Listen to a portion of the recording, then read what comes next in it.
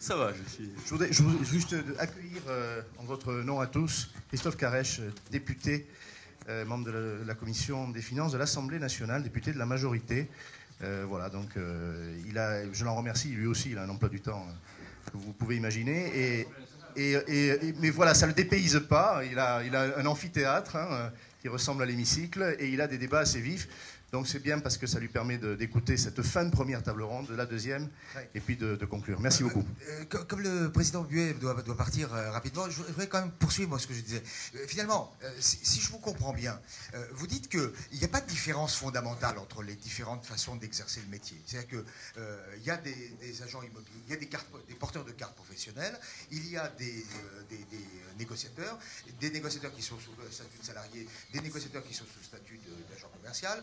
Il y a aujourd'hui beaucoup d'agences que je qualifie, pardonnez-moi, de traditionnelles par commodité, mais qui ont leurs propres négociateurs à proximité, mais qui ont aussi maintenant des réseaux de mandataires, enfin d'agents commerciaux à distance. Bon, alors finalement, je dis il y a quelque chose de dérangeant, parce que si c'est vraiment la même profession, si c'est vraiment la même chose, et s'ils n'ont pas inventé l'eau chaude, comment se fait-il qu'ils ont des taux d'honoraires quand même en moyenne plus faibles? Mais alors, je peux vous dire que il n'y a pas que. D'abord, c'est pas vrai, toujours, systématiquement, parce que les honoraires sont libres. Et puis, il y a plein de confrères qui, aujourd'hui, ont des honoraires qui sont. La moyenne des honoraires, caisse de garantie ex-FNIM, Gallian, c'est 4,50. Hein. Donc voilà, ça rétablit la vérité, c'est ce qui est constaté. Le débat, il n'est pas là. Le débat, c'est que on veut nous faire croire qu'on a inventé un nouveau système. En fait, les choses se font. Vous savez, dans la vie, les choses elles se font naturellement. Il n'y a pas une rupture. Il n'y a pas, je veux dire que comme si l'agent immobilier que je suis depuis 30 ans avait découvert hier matin qu'il y a un truc qui s'appelle Internet. Bon, je ne suis pas bien doué, mais je suis quand même un peu au courant de ce qui se passe. Sinon, je ne serais pas à la place dans laquelle je suis.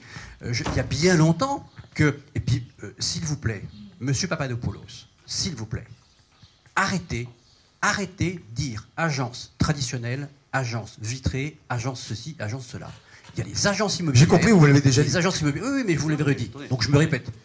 Et puis, appeler les commerciaux des commerciaux. D'ailleurs, les commerciaux, ils peuvent être salariés ou non salariés. Et c'est très bien. Et il y a une liberté de choix. Et c'est parfait. Mais... appelons un chat, on y gagnera en compréhension. Moi, j'ai plein de confrères dans mes adhérents qui ont des commerciaux et qui ne sont pas limités à avoir des commerciaux qui viennent à l'agence tous les matins. J'ai moi un commercial, par exemple, dans une agence qui n'est pas à Dijon, un commercial qui fait des propriétés rurales. Je le vois 4 fois par an. Et il est agent commercial. Est-ce que je suis un réseau de mandataires? Je crois que ça n'a pas de c'est à partir de quand, je reviens à ma question de tout à l'heure, à partir de quand, à partir de combien de commerciaux est-ce qu'on est plus qu'on appelle une agence? On est une agence.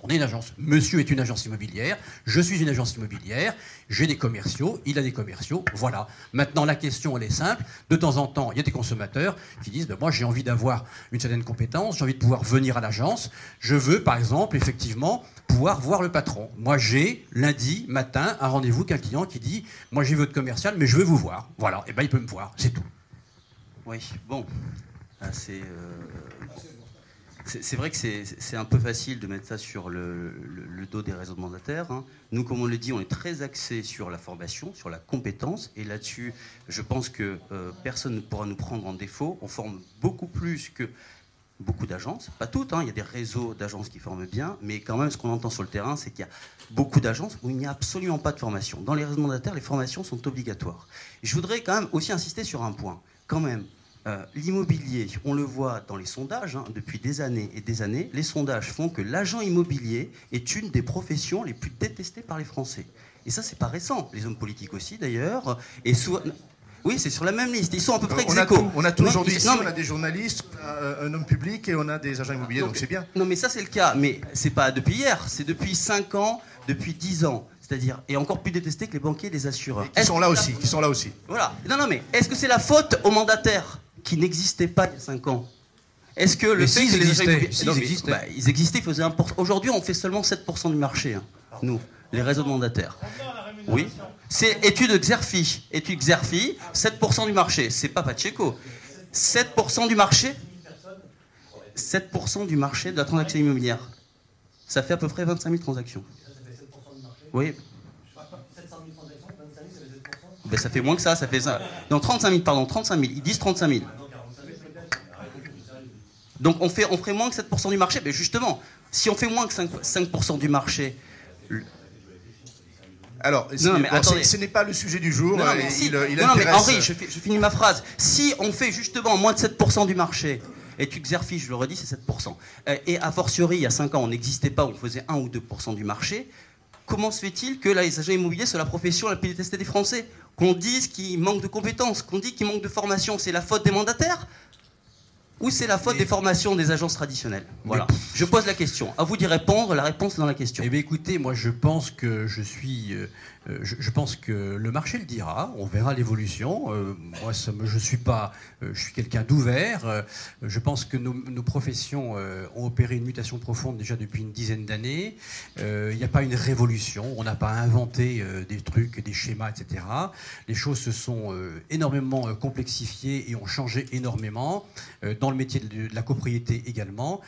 Moi, je dirais simplement que sur la formation, sans entrer dans le détail, je veux pas polémiquer, parce que ça sert à rien, c'est un peu assez stérile, mais je vois que dans la formation, aujourd'hui, moi, je suis partisan que pour de la formation continue, on rende obligatoire un certain nombre de cursus. Parce que la formation marketing, la formation Internet, la formation de répondre au téléphone, la formation comportementale, ça pour moi c'est de la formation commerciale qui ne doit pas être dans les formations obligatoires. La formation obligatoire, ça doit être pour moi, pour un commercial, négociateur, salarié ou non salarié, ça doit être l'obligation de connaître la loi de 65, parce que quand on vend un appartement, si on ne connaît pas la copro, eh bien, on ne sait pas faire son métier. Ça doit être pour moi l'obligation de connaître l'urbanisme, ça doit être pour moi l'obligation de connaître le bail commercial, ça doit être pour moi l'obligation de connaître le viager. La formation, pour moi, c'est ça. Juste pour conclure sur les nombreux chiffres que vous avancez, si je fais une synthèse, vous faites entre 25 et 35 000 ventes par an avec 10 000 collaborateurs.